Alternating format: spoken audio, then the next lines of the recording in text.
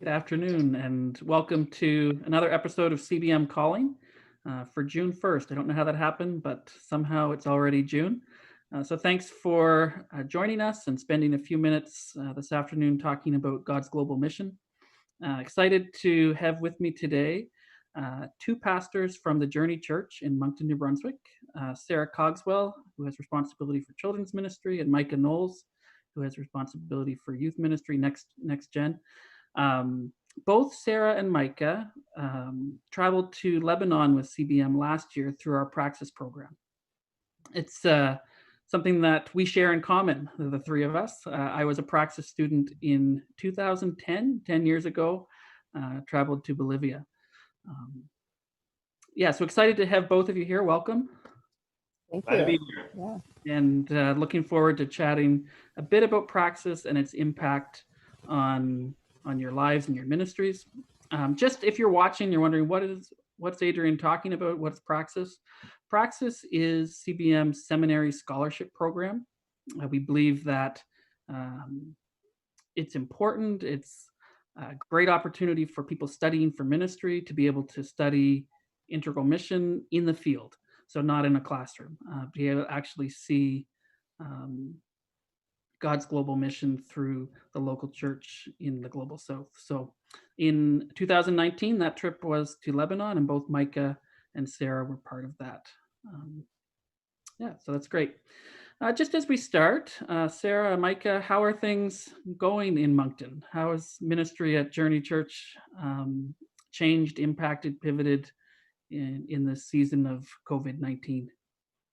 Yeah, it certainly has changed. We, as a church, have kind of moved everything online, and that was a big shift. So kind of a lot of the weekly dynamics and stress of meeting with people physically changed to learning how to engage with people online. And yeah, it's been a big learning curve. And for children's ministry, I've just been trying to find ways to engage with families and give them even just a little bit of encouragement each week to be practicing faith at home and just to have some of those little elements.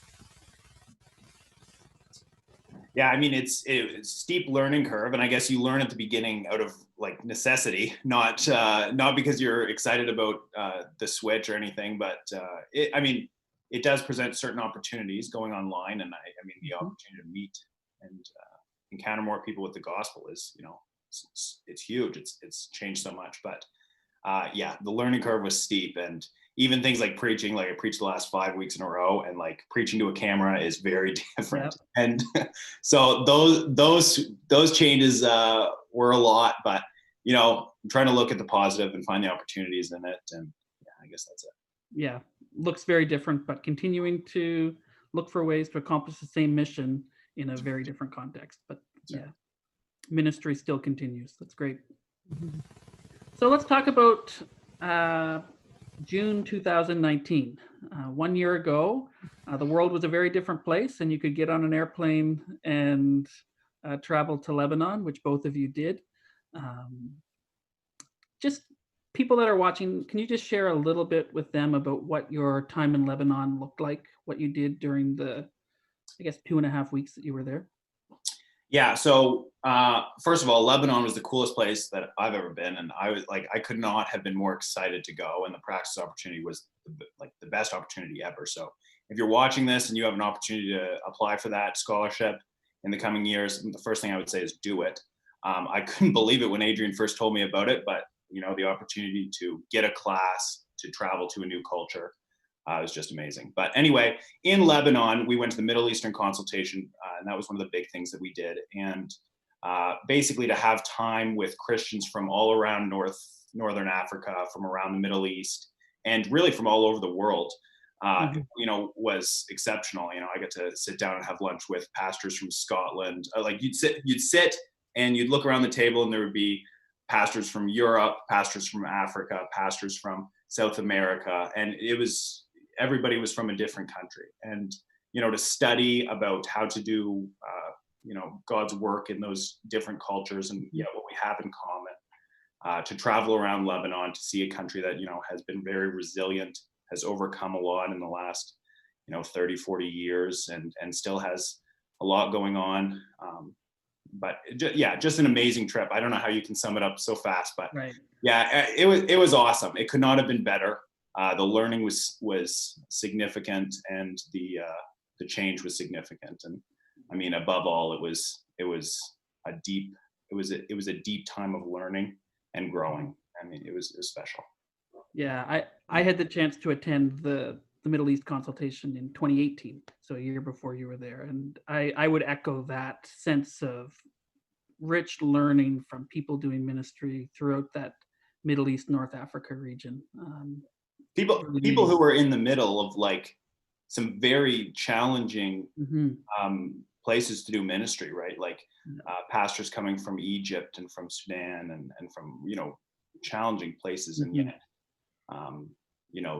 they're so resilient and they're just so dependent on God and see him work. Yeah, for sure.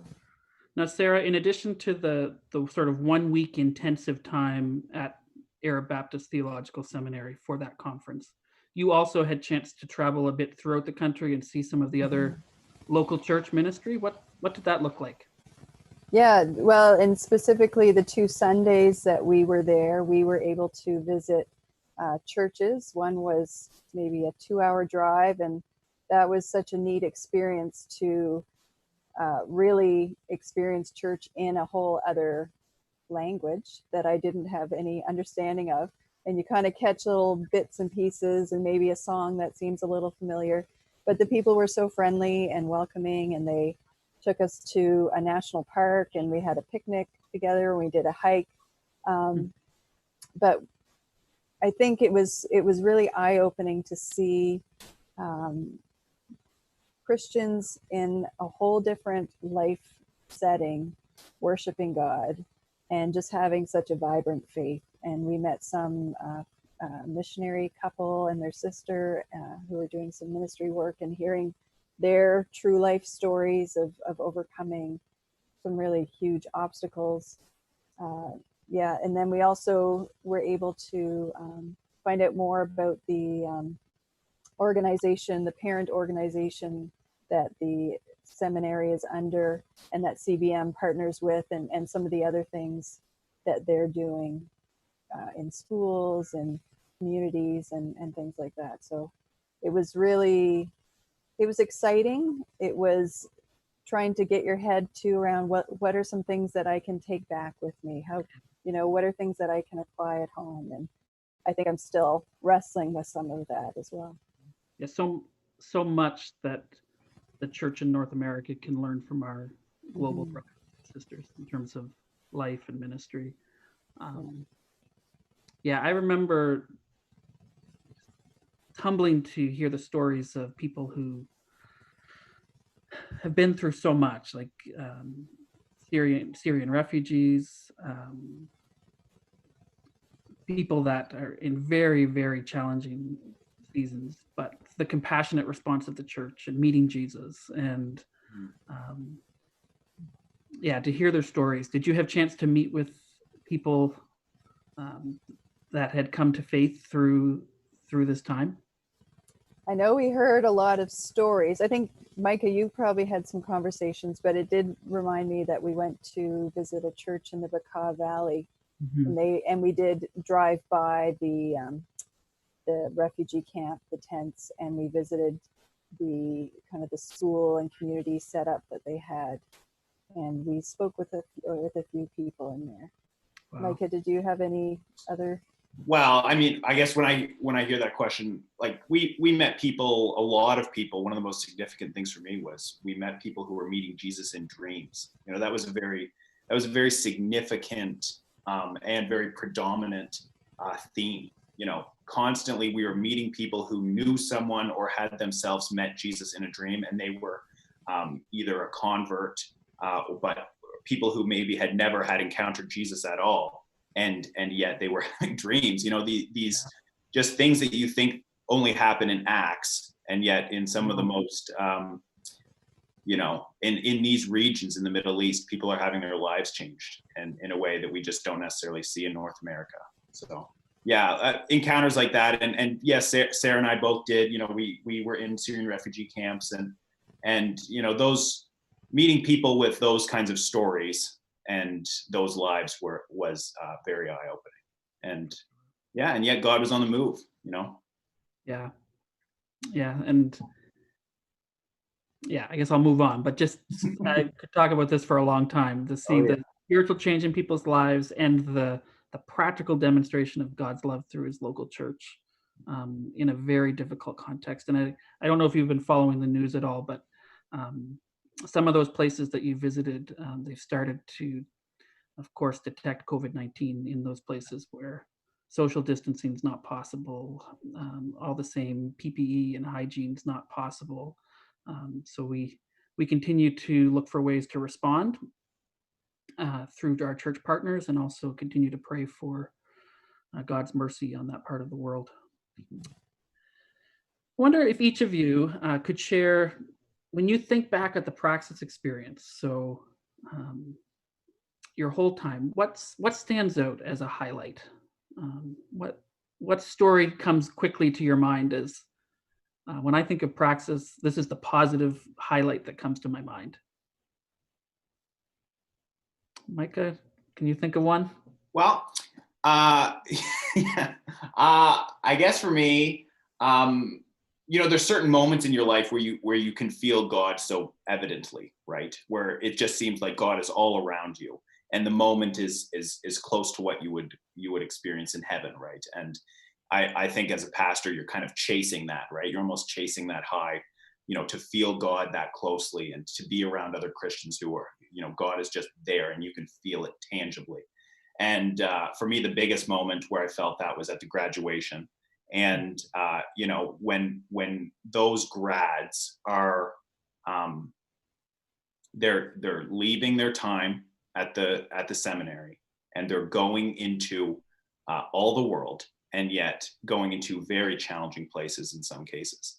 And when I at that time, hug those people and pray for those people, and think, maybe you will face, persecution. In fact, certainly you will face persecution, but maybe you'll face death, or those ideas coming to my mind were just, especially as a student, right?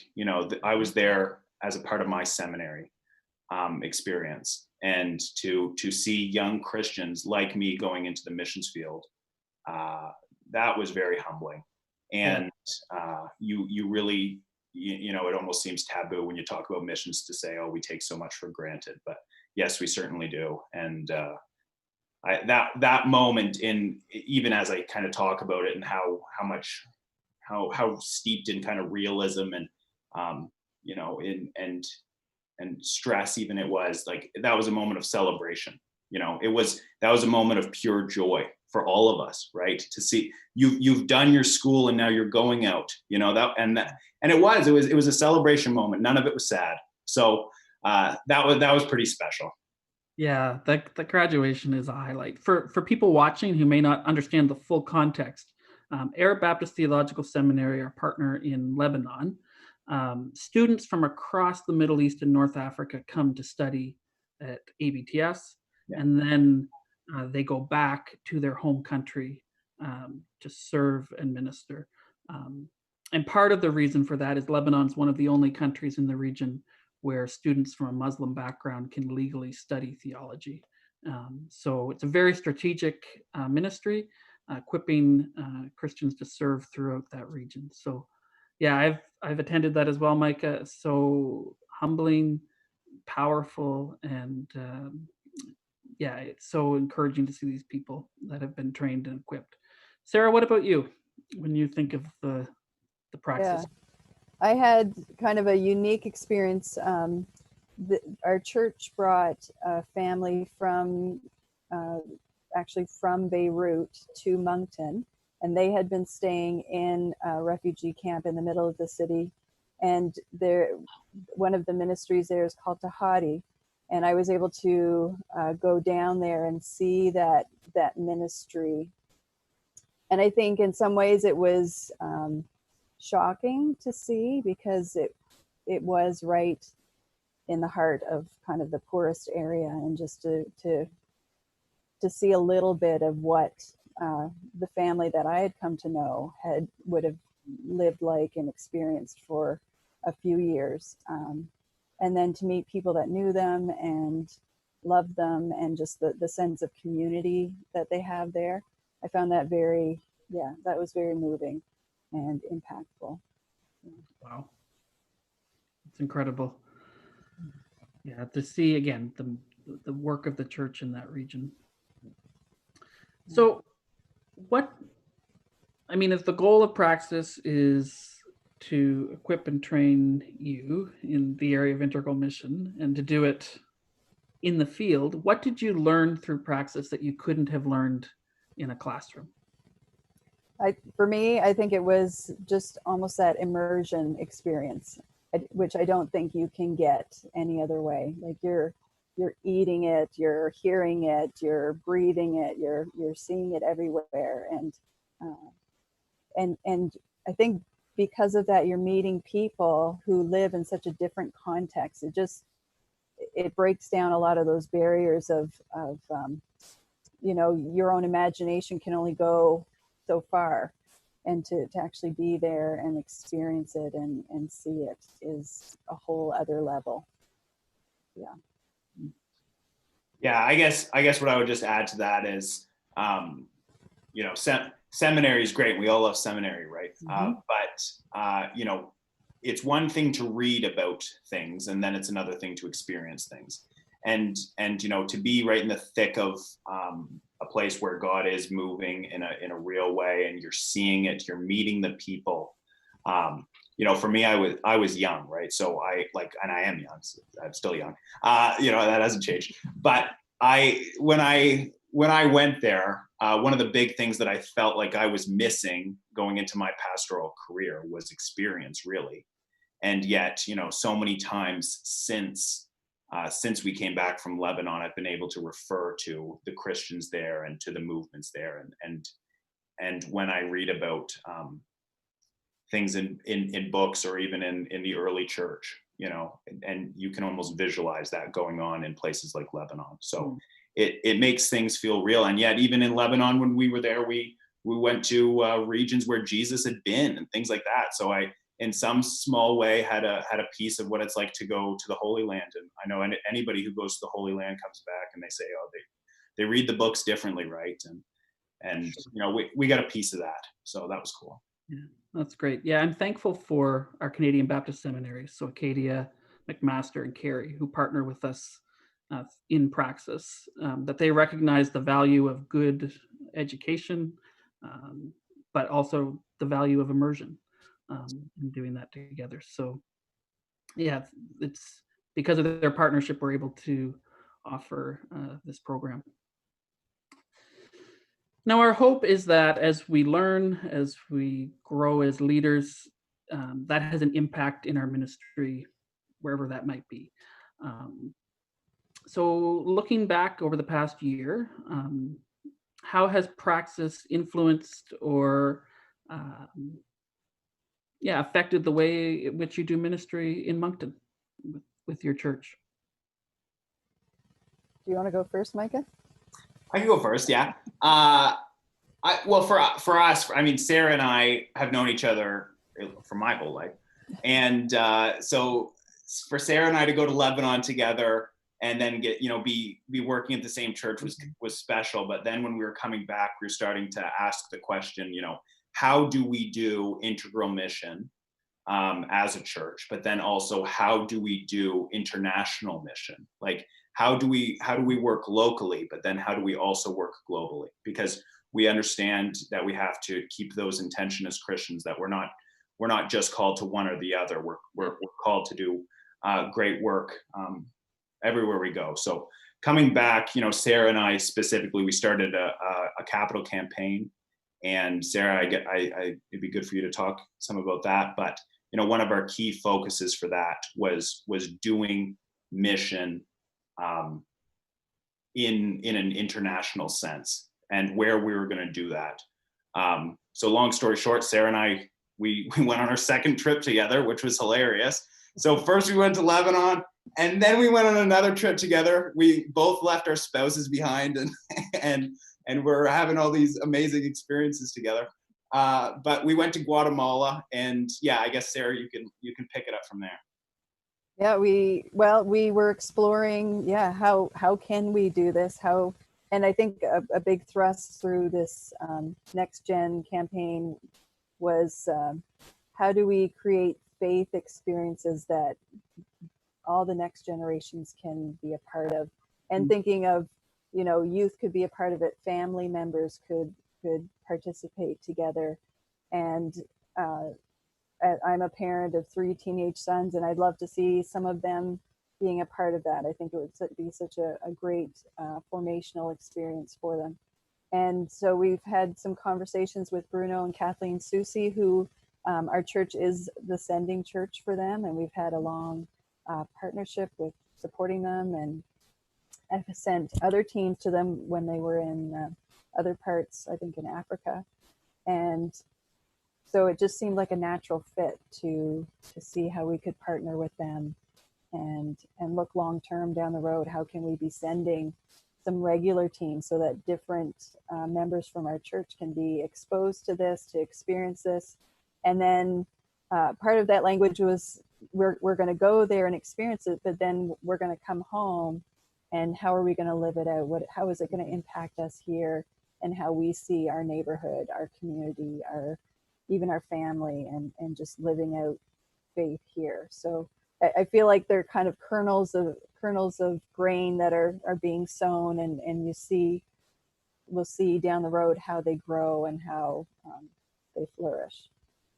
Yeah, I mean, we're excited to see what this chapter of ministry with the Journey Church in Central America, what that looks like. There's some people that have been watching and want to say hello. So you'll recognize this name, Kathleen Susi. So the Bruno and Kathleen that you were just talking about, yeah. Bruno and Kathleen serve as team leaders in Guatemala, team leaders for Central America, or for Latin America. They live in Guatemala, and you're their sending church. They say hello.